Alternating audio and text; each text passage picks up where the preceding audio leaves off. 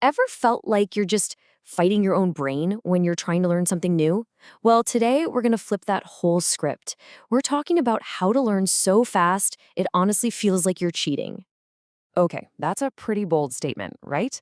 But let's be honest, it probably hits home for a lot of us. The way school usually does things, well, it often focuses on just one way to get information in our heads. And frankly, it's not always the best way. I mean, does that sound familiar? This whole cycle of cramming for a test, you ace it, and then a week later, poof, the information is just gone. That's not really learning, is it? That's just temporary memorization. The real goal isn't just to pass a test. It's to actually build knowledge and skills that stick with you for the long haul. So, yeah, that's the big question, isn't it? And the good news is there are actual science-backed methods that work with your brain, not against it.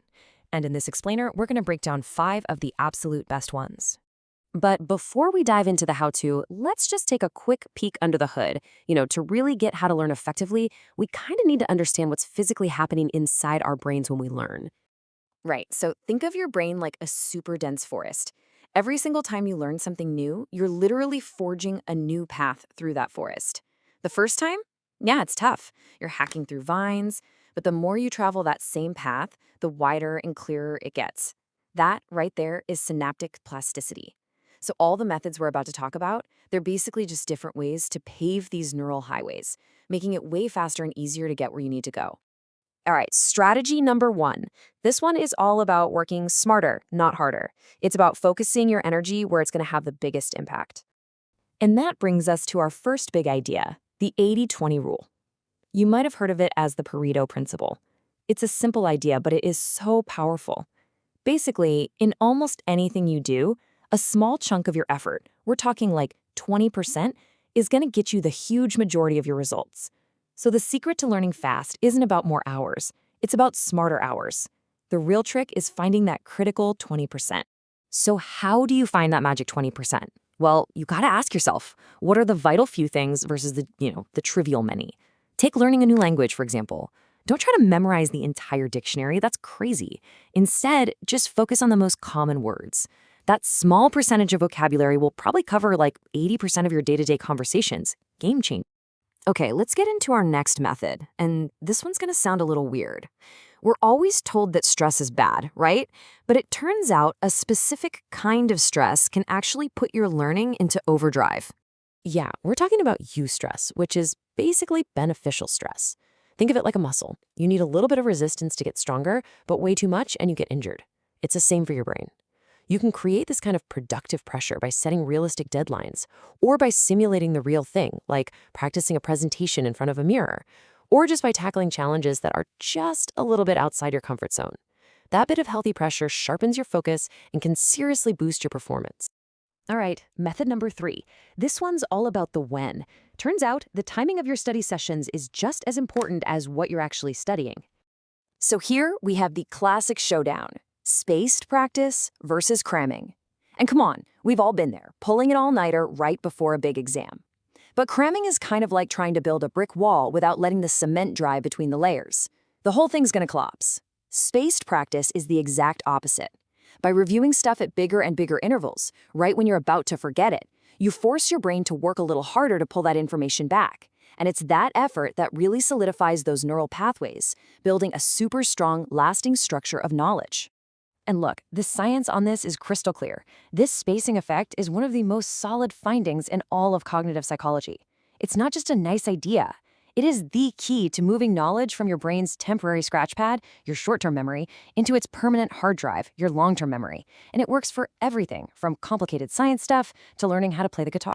So, you figured out the critical 20%, you're using a little bit of good stress, and you're spacing out your practice sessions. Awesome. But there's a huge next step. All that information is just potential until you actually put it into practice. It's time to stop just knowing and start doing. This quote from the source material is just so relatable. I mean, you can watch a million YouTube tutorials, you can read every single book on a subject, but until you actually try to do the thing, you haven't really learned it. Just passively consuming stuff feels super productive, but a lot of the time it's just an illusion. So here's the bottom line. Real learning happens in 2 different zones. First, there's the learning zone. That's where you're taking in new information. But to truly deeply master something, you have to step into the doing zone. That's where you actively practice, you make mistakes, you get feedback, and you build a real skill. Okay, let's move on to our final method. And honestly, this might just be the most powerful one of them all. If you really, really want to make sure your knowledge sticks, you have to give it away. 90%. Just look at that number. What if I told you there was one single activity that could help you remember 90% of what you learn? Sounds crazy, right? Let's break it down. This is often shown with something called the learning pyramid. You see, passive things like just reading have a pretty low retention rate. But when you get active, the numbers just skyrocket. And right at the very top, with the highest retention rate, teaching others. Now, why is it so effective? Well, think about it. To teach something, you can't just remember it. You have to pull the information out, restructure it so it makes sense, find ways to explain it simply, and even think about what questions people might ask. It is the ultimate test of your own understanding. And hey, you don't need a classroom full of students for this to work. Seriously, you can explain the concept out loud to your dog, pretend you're teaching a friend over the phone, or even just record a quick video of yourself explaining it. It's the act of talking it out and structuring the information that cements it in your own mind. So there you have it, 5 incredibly powerful science-backed strategies to completely change the way you learn. And you see, this isn't about having a good memory or being naturally smart. It's about having a good process. So let's just tie it all together real quick. Start smart by using that 80-20 rule to figure out what really matters.